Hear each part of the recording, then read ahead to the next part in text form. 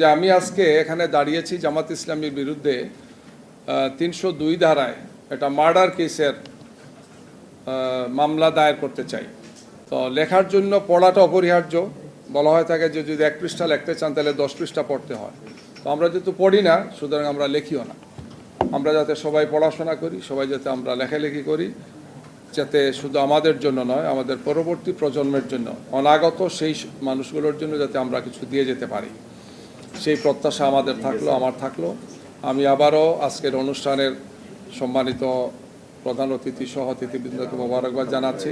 এটা সুন্দর আয়োজন, এটি ব্যতিক্রমধর্মী আয়োজন। আপনারা অনেকেই এখানে আসছেন, বিশেষ করে সাংবাদিক বন্ধুরা। আমরা সবাই যাতে আমাদের এই প্রিয় দেশটিকে, যে দেশটি দীর্ঘ 16 বৎসর জালিমের কবলে ছিল, মুক্ত হয়েছে, আমরা যাতে আর কোনো জালিম এখানে না দেখি।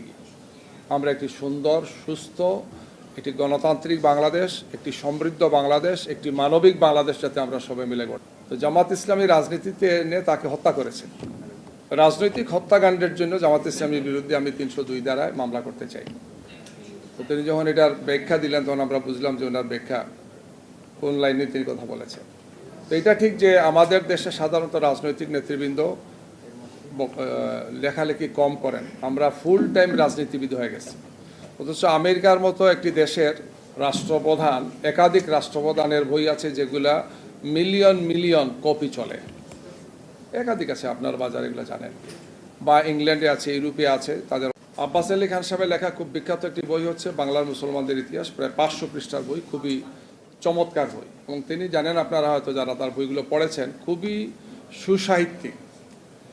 তো প্রধান অতিথি সৈয়দ আলী আহসান সাহেব যখন দাঁড়ালেন বক্তৃতা, খুব অসাধারণ তিনি আরম্ভ করলেন তার বক্তব্য দিয়ে। বললেন, প্রধান অতিথি যখন এরকম আরম্ভ করেন সবাই তো আশ্চর্য হয়ে যায় যে আসলেন বইয়ের মূল উন্মোচনে, আর বলতেছেন যে জামাতের বিরুদ্ধে তিনি ৩০২ ধারায় মার্ডার কেসের মামলা দায়ের করবেন।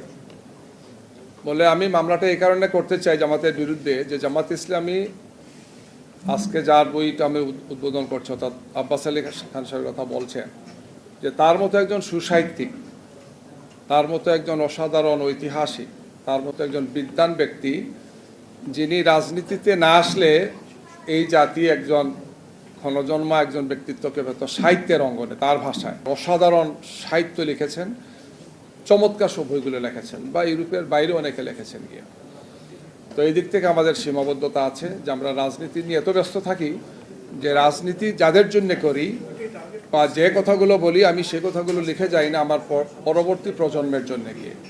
আমি মনে করি এদিক থেকে ব্যতিক্রম যারা, তার মধ্যে একজন মিয়া গোলাম পরোয়ার সাহেব একজন, তাকে আমি অভিনন্দন জানাচ্ছি। তার 5টি বই, আমি সবগুলো বই পুরো পড়ি না, কিন্তু পাওয়ার পরপরই গতকালকে পরশু মিলে আমি মোটামুটি চুপ গুলাই ফেলছি।